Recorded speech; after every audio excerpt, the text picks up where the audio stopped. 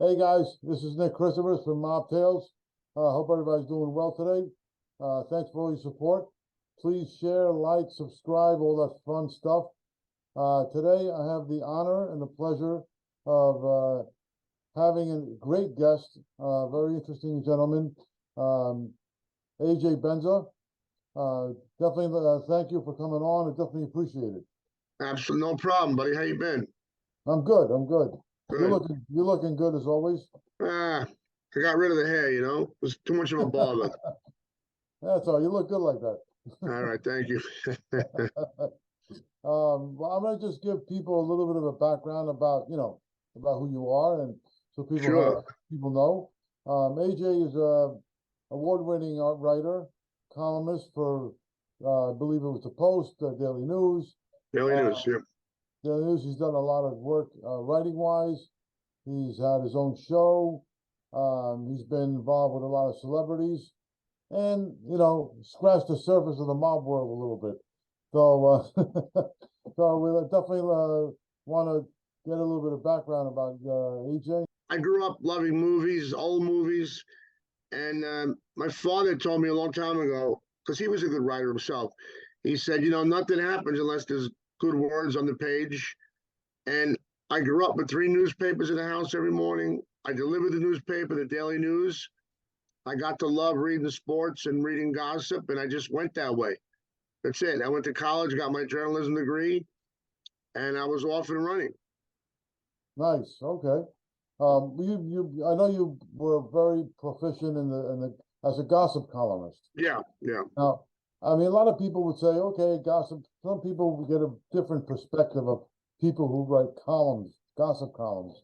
Oh, these are people who just like to write bad things about other people and No. most things.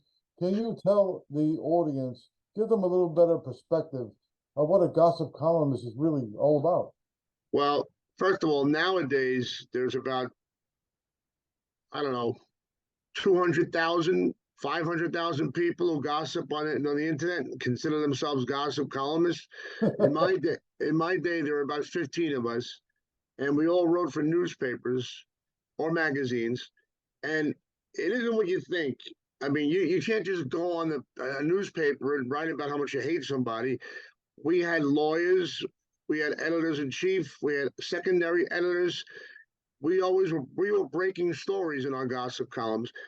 Back then in the '90s, when I was at my heyday, you had O.J. Simpson, the Menendez brothers, Tanya Harding. I mean, everywhere you turned, there was another big celebrity, Joey Buttafuoco. There was always a huge story that always began in the gossip columns. Even Michael Jackson, that began in our gossip column before it became a huge story nationwide or internationally. So, people, it isn't just about being very snotty and mean. There are plenty of people who do that now on Twitter and Instagram and Facebook. No, back then we were serious news people. And like I said, a lot of stories, a lot of big stories begin as little items in the gossip column. And, there was a lot of things I knew that but didn't write because I was too close to it. So I would go to my editor and say, look, here's a big story. I can't write it because I'm too close to this guy. So I'm going to kick it up to the news desk and have somebody on the news side handle it. So your name's on it, not my name. And a lot of those stories come from gossip columnists too. So it's very different what you think of a gossip columnist now as opposed to what we used to be. We protected celebrities if they needed protection. I was more of a Ray Donovan than a gossip columnist. You understand? Yeah, right. So I mean, like let's see, like I said, like you mentioned today, like a TMZ is Yeah. sort of like a glorified gossip column. Well, I You mean, know, TMZ, he's got a full staff of people, and they do break some big stories, but they also pay people, and they've got people on the payroll at hospitals and motor vehicles and courthouses. So Harvey Levin at TMZ has people calling him constantly because they're getting paid. They got a little walk around money. as a newspaper columnist, we can never pay anybody for anything. We have to go out there and get it ourselves. A lot of legwork, you know. So it's a little different. But when Harvey Levin started at TMZ, he started a whole industry. He blew the industry up. So I got nothing but love for the guy. But you know, he's got a big budget to deal with, and he hands out money like it's going on his style. And that's why a lot of people that's why you hear about people in hospitals and court divorces that are popping up, because those people, they want to grease Harvey because he greases them. Right. But I mean, in my perspective, I would think that what you guys did, you know, in your time, you guys did the gossip column with a bit of dignity. Yeah, we did. Where now it's not like that. I don't Nick, we had a rule. We had a rule that said nobody should be surprised their name's going to be in the paper tomorrow. So you always told somebody there's a piece coming out on you tomorrow. We didn't write about your bedroom situation. We stayed out of sex lives. Didn't write about kids, you know, your kids' lives. It was always about the person, the movie star, the mafioso, what have you. My column was different because I didn't just keep it to Hollywood. We talked about this a couple of weeks ago. I wrote about the mafia. I wrote about strikes, union strikes, whatever was happening in New York. I was writing about it. Then I went off and wrote about Los Angeles and Miami too. So I just started to branch out because everything blew up in the '90s, as far as I'm concerned. Well, if you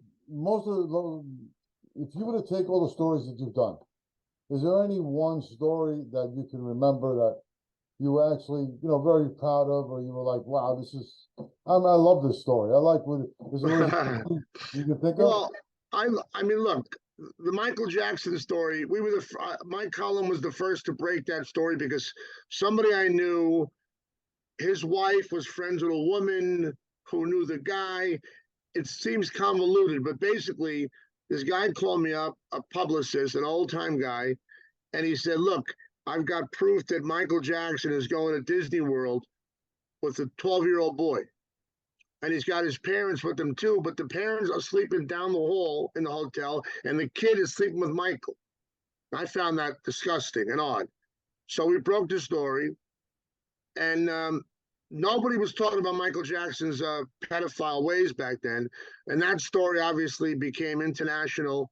And I think it's the biggest story you could think of in the '90s. It's still something that haunts his legacy. Because I mean, I love Michael Jackson as a kid. I love his music now, but I couldn't help but write that story, you know. Right. Well, when it comes to something like that, that's sensitive. Yeah. That's sensitive. When you do something like that, is there any kind of legal issues you got to worry about? Sure. Yeah. Well, that's why the Daily News and other newspapers have a legal department. You got big, heavy lawyers on board. The publisher of our newspaper was a billionaire, Mort Zuckerman. So, yeah, once we wrote a story, it went to one editor. Then it went to a different set of editors. These guys were big dogs. Then it went to the lawyers. And once the lawyers cleared it, then it ran. Nowadays, people sit down in their basement and just hit send, and, you know, and people's lives can be ruined, you know? Yeah. Well, just to get a better idea, with something like that, where you went from the editor, then all the way up to the top. Oh, every story. Yeah. Now, when it comes to something like that, is there any kind of like parameters you have to abide by when it comes to something like this? Typically you need two separate sources on a story. If you got two, you're okay. If you can't get the second one, then the legal department gets a little nervous. And then you got to massage them and tell them who the tipster was and how many other things he's giving you and why you believe in him. Maybe you got to tone something down in the article, but ordinarily you've got to have two distinctly different sources that give you information. Honestly, that doesn't happen all the time. And sometimes you're on deadline and you want to get that thing done. You can't get a second source. Then you have to appeal to the lawyers and say, look, you know, this story, I know it's real. The source has given us, you know, 500 stories in the last 5 years. He's always been right. You know, some guys get special treatment if they've been good to us. then maybe we can loosen our reins a little bit and just take the one source story and run with it. Okay. Have you ever personally had any kind of issues where you were sued about a story you wrote, or was there anything like that ever happened? No, I was threatened a couple times. I'm doing this 31 years. Just threatened, never sued. I had papers. You know what threw me papers? It's funny. Of all the people who sent lawsuit papers, was Donald Trump to me. Going to sue me for $10 million because I said something about his ex-wife. He was just jealous. He was just proving a point. He wasn't going to sue me. Robert Downey Jr.'s people threatened to sue me, but I knew I was right, so I didn't. The Daily News got nervous. I said, "I'm right. I'm right. I saw the guy last night. You know, he wasn't supposed to be. He wasn't supposed to leave the state of Georgia because he was in a lot of trouble with his drug problems. He was on parole. He was making a movie in Georgia." I went to go cover the Academy Awards in California, and I saw him at a bar. He was all drunk and fucked up. And I said, "This is the story. This guy's not supposed to be in California drinking." I wrote the story. The legal team got nervous, but they knew I saw him. And then I got the lawsuit papers, big lawyers, and I said, "Guys, I'm not going to buckle on this. I know Robert Downey Jr. was 10 feet away." So they never sued us. And about 15 years later, I moved to California. I had a manager for getting work out here, and he said to me, "I got to tell you something. That story about Robert Downey Jr. and then, yeah," he goes, "You were right. That was him." I said, "I know I was right." He said, "I was his manager." He said, "I was his manager back then, and Robert was making a movie in Georgia, but he wanted to have one more night of fun in L.A., so he flew out in a private jet, got wasted, and then flew back to Georgia." You kidding? So, yeah, Oh, he did that. But crazy. they had to protect him, or else he went into jail. Oh my God, look at that. That's interesting. Well, talking about now, just because the theme of our show, of course, is mob tales. Right. I know you had you brushed you scraped that area a little bit Yeah. during your time. Maybe you could share one or two stories with us. Okay, let me see. I got so many stories. I used to run around with a lot of Genovese guys. I got to be really tight with them because, unfortunately, when you're Italian in New York and you're making money, or you have a little bit of power, the guys come around you. They just do, and they start talking about how we can make money off this kid and what we can do. So I should have done this. It's not really right, but they wanted me to throw parties at their nightclub once a week, every Wednesday, invite a lot of people down to this nightclub uptown, and they would give me the door money and they keep the bar money. And I did this every Wednesday. And I'd walk out of there with $1,000 cash every Wednesday, which is not really, you shouldn't be doing that as a journalist, right? But I said, fuck it, I'm doing it. And because of that, they love me. Once you start making money for them, they love you. And there comes a point that gets a little bit sticky where you got to pay back the favor here and there. But I didn't. There was a couple of nights I got very scared. I hooked up my friend. I vouched for my buddy. There's that word. The word vouch is very important and very scary. I wanted Well, my roommate to get a job, and I vouched for him, and they put him on as a security guard at this nightclub. Then he went to Scores, the strip joint, and I vouched for him again. This time I vouched for him to the Gambino guys. And he did something wrong. He did something wrong, and then they came at me because I vouched for him. And it was a big sit down. Now they're not going to beat up a journalist, that looks bad on their resume, but they beat my friend up something awful. I mean, they took us out to dinner. Everything's great, free food, free liquor, pats on the back.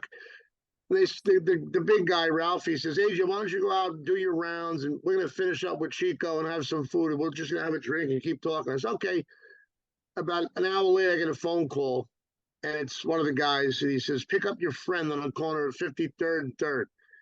Oh, shit, that didn't sound good. I get in the car. It's snowing out. I get in the car. He's laying down in the snow with blood on the snow. His face is bloodied up. He's bent over. They beat the crap out of him. Now I'm nervous because the next night I got to go to the nightclub because my girlfriend worked there. So I called one of my guys who was involved. I said, Joey, what do I do? He said, don't change your routine. Then you look guilty.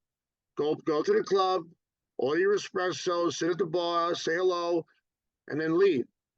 And if they're gonna hit you, they're gonna beat you up, they'll beat you up. But you gotta go.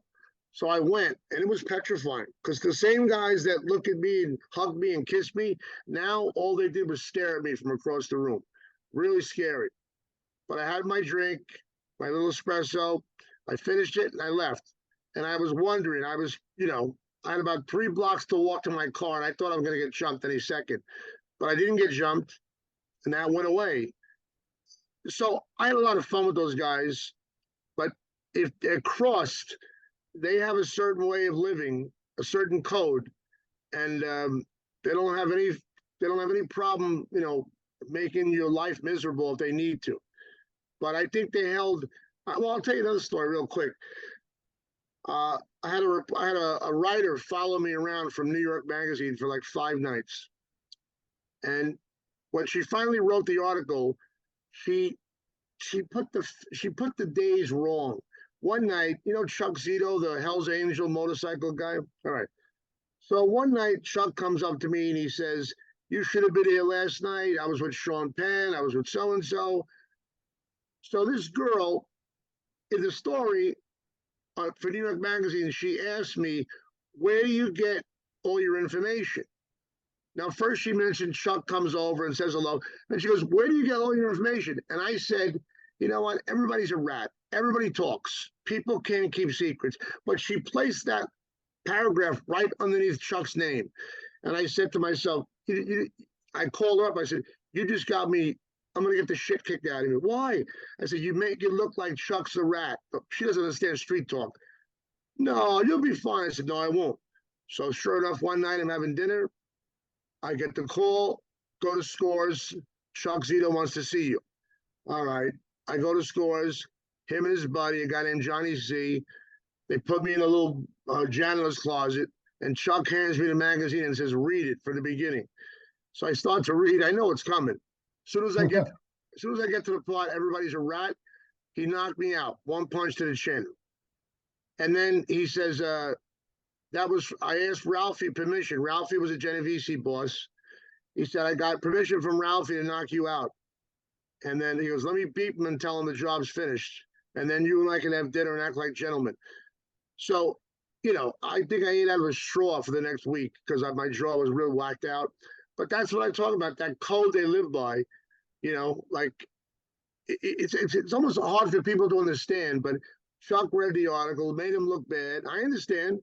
And he appealed to the mafia guys because back then, that expression, Ralphie would say, "You're around me, you're with me, no one can touch you." Well, Chuck appealed it, and Ralphie said, "Yeah, knock him down. You can knock him on his ass."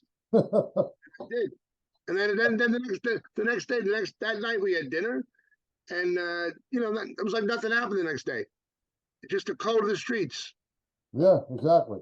That's funny. I was with Chuck Zito last night. Oh, really? He That's loves funny. that story. Because when that happened, I wrote in my column, because he said to me, "You better write this in your column and fix it." So I go to my editor. He's from England. I says, "Martin, I have to write a correction about the New York Magazine." He says, "Why?" I said, "Just trust me. If I don't write this correction, you're not going to have a gossip columnist next week." So I told him why I have to write it. He goes, "Write it." So in the article, I put that, I said in the article, me and Chuck went in the janitor's closet, and I threw my chin down against his fist as hard as I could. And I knocked myself. He got a kick out of that. Well, considering, there was no way you can, I know it's probably difficult, but as a writer myself, I understand how it is. But with the lady from the New York Magazine, there was no way she can make a redactment of that art. It's a weekly magazine. By the time she probably wouldn't even have done it because they don't understand the street code. They're just people who go to Ivy League colleges. They don't get it. So I knew I could take it upon myself to do it. But what she did was she just juxtaposed the nights wrong. And I was warned. They warned me, don't have anybody follow you for 5 nights. They're gonna get shit wrong. They're gonna juxtapose things. I tried to use the word juxtapose for Chuck. I said, Chuck, I said I was gonna say she juxtaposed the quote wrong. It should have been after your name. But then I'm saying, how am I gonna explain the word juxtapose to a Hell's Angel? He wants to knock me out. So I said, I'm not even gonna try to explain this. I took the punch and that was it. Right, that's interesting. That's a good story. Very interesting. Well, you also had your own show at one point, if I'm correct. I had a few, but the main show I got when I left, when the Daily News, I ended up having to resign because the new editor in chief just didn't like gossip at all.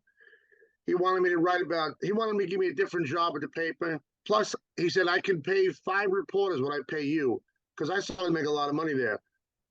So I said, no, I can't do that. And just around that time, the people in California from the Entertainment Television got a hold of me and they said, look, we think you should host this show about old Hollywood stars and their scandalous lives and their deaths. And I went out to California and we did a little sizzle reel, and the guy at E sold it.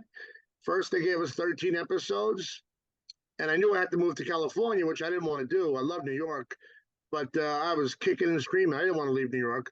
But I left for this show, and 13 episodes became 172 episodes for 5 years. And then I really got to be known in California.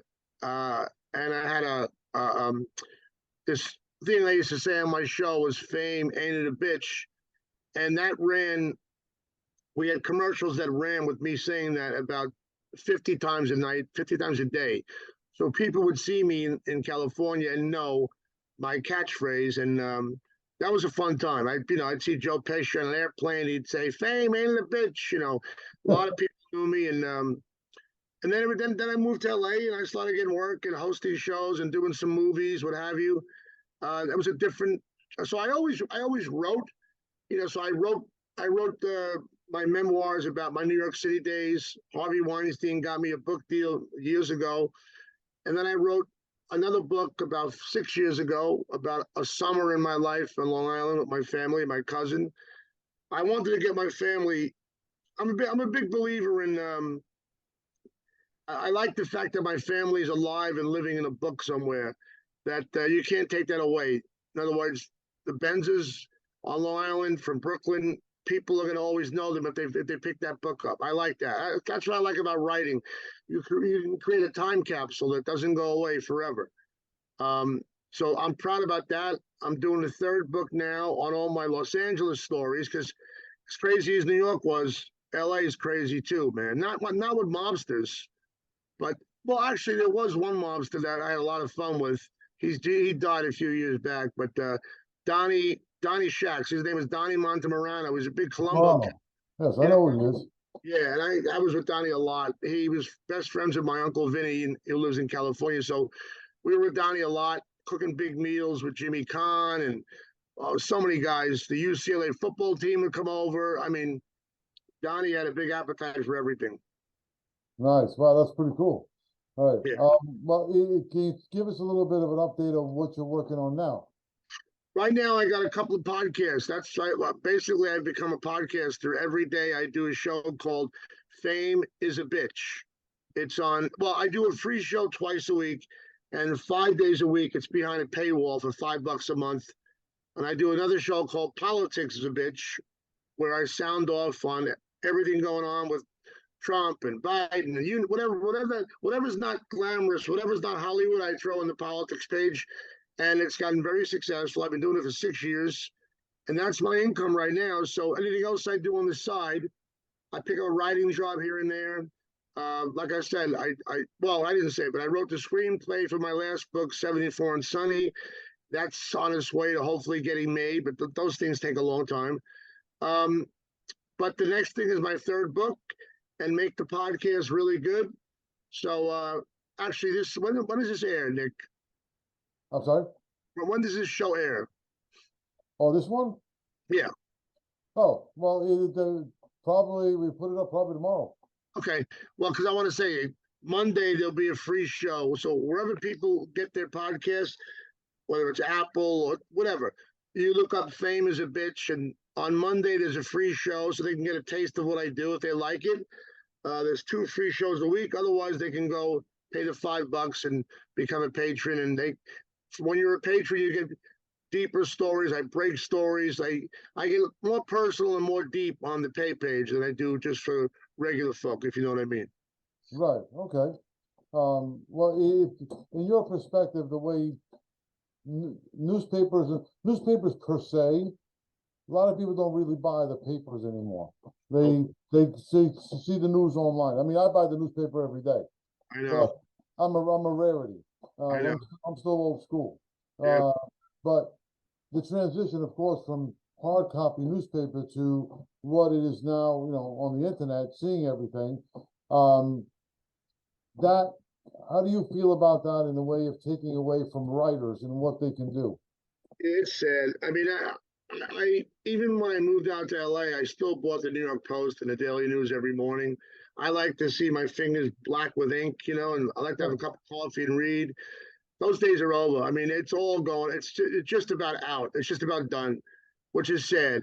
You got people on their pads, their iPads, their phone. Everybody's looking down with their phone. It's disgusting. I'm guilty of it too. I do it now too. But well, it's sad because you got some of the best writers that I looked up to that, you know, they're holding on, they're clinging by their fingertips, but it's a different game. Everybody has to adapt to a new order. It's no fun. I don't like it. I'm sick of looking at a screen and getting my news. I like a paper under my arm. When I first got the job as a columnist, there was nothing more exciting than walking to work. I used to work at the Superman building on 42nd Street. That's where the Daily News was, right? The big globe in the lobby, and really cool. And on the way to work, you could see all those little newsstands, the guys in the little booths. I'm a dinosaur. I like the old days. I never thought that would leave. I made my career based on that. I love the feel of newspaper, and for that to go away, it sucks. I think everybody agrees about that. Well, the next question I'm gonna ask you is parallel to what we're talking about. Now with this strike going on with the writers thing, which I don't think they're going to win. I wish they would, but I don't think so. And the introduction of AI and all that stuff. You probably feel the same way I do, that it's like, this is scary shit. It is.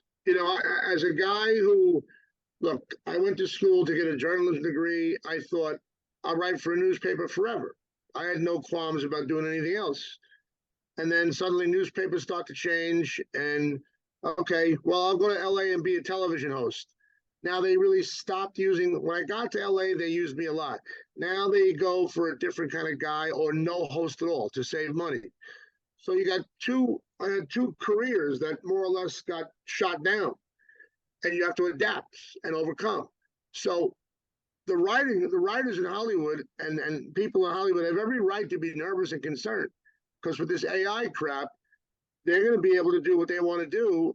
Of course, the studios are saying, no, we're not going to do that. But yes, they will. These guys are so rich.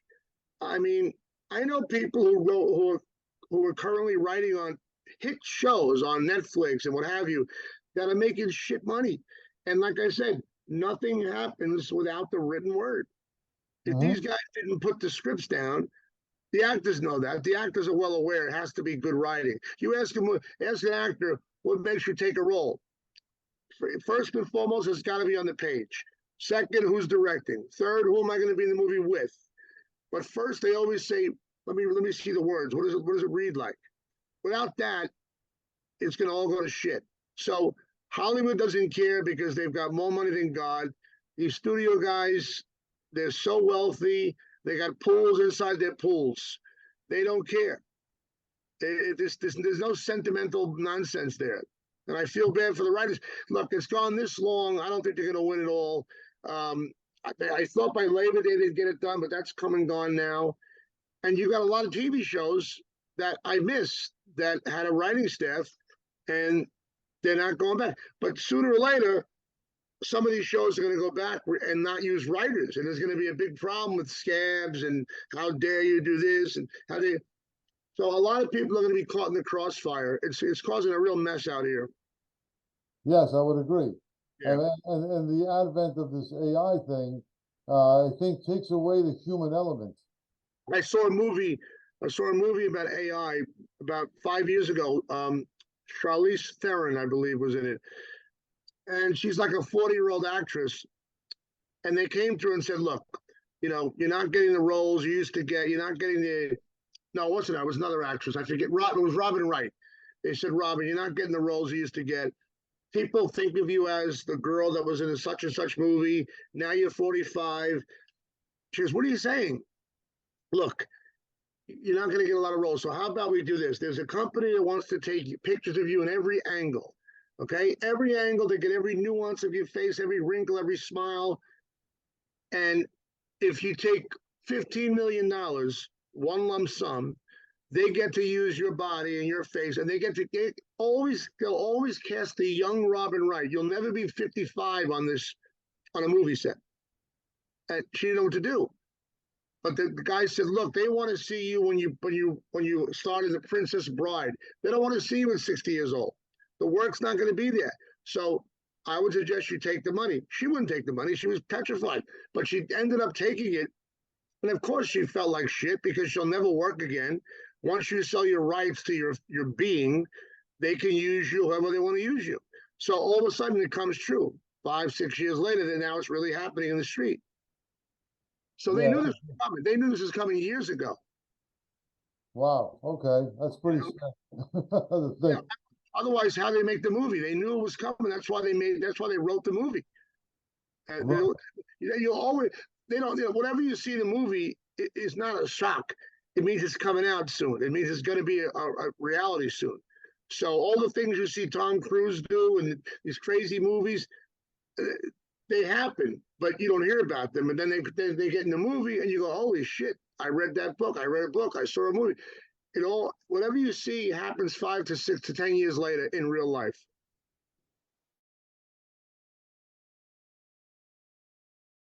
I don't think the general public really understands it.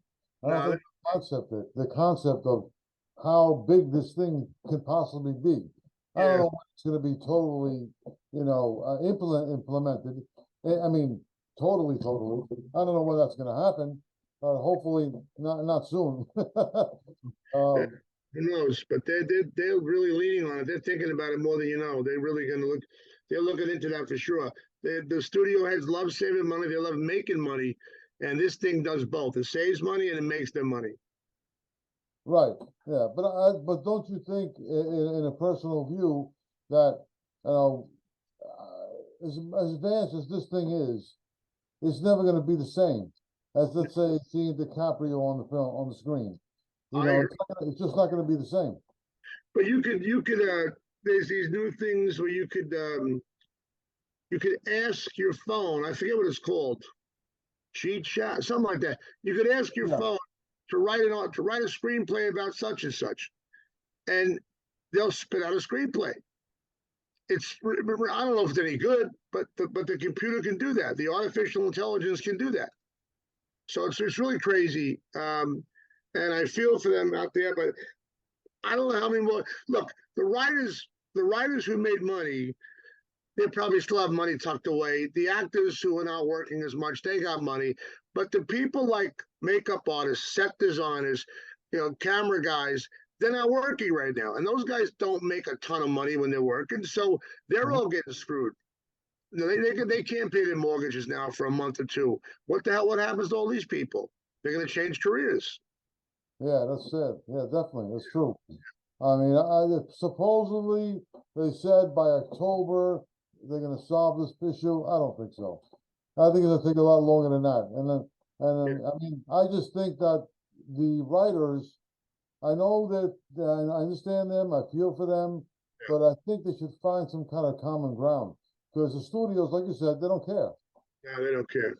Yeah, They got to find something that's that's convenient for both of them in some way. Some kind of compromise. the writers have to eat a little shit here. They have to get back to work. They got to eat a little shit, but otherwise they're not going to work for a while. And it's already been a long time.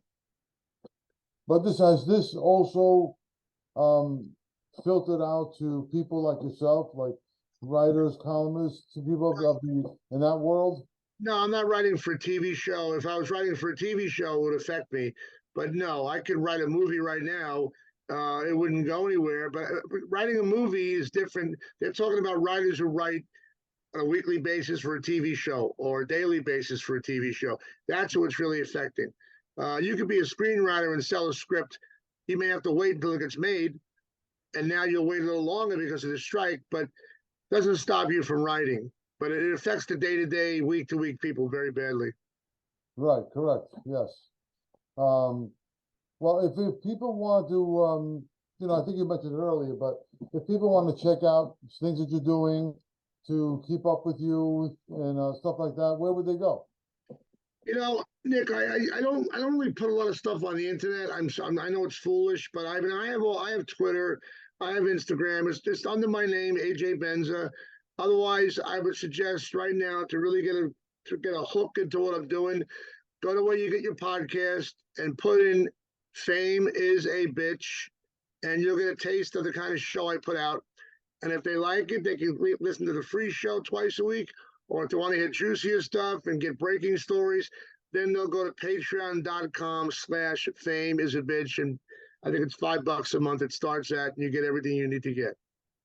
Okay, great. But do you, by the way, have you had guests on your show or no? Yeah, I did that. I did it the first year or so, but right now, what happened? I did it, and my listeners got back to me. I go on a lot of rants. They love when I go on rants. They don't really want someone else talking with me, so I don't push it.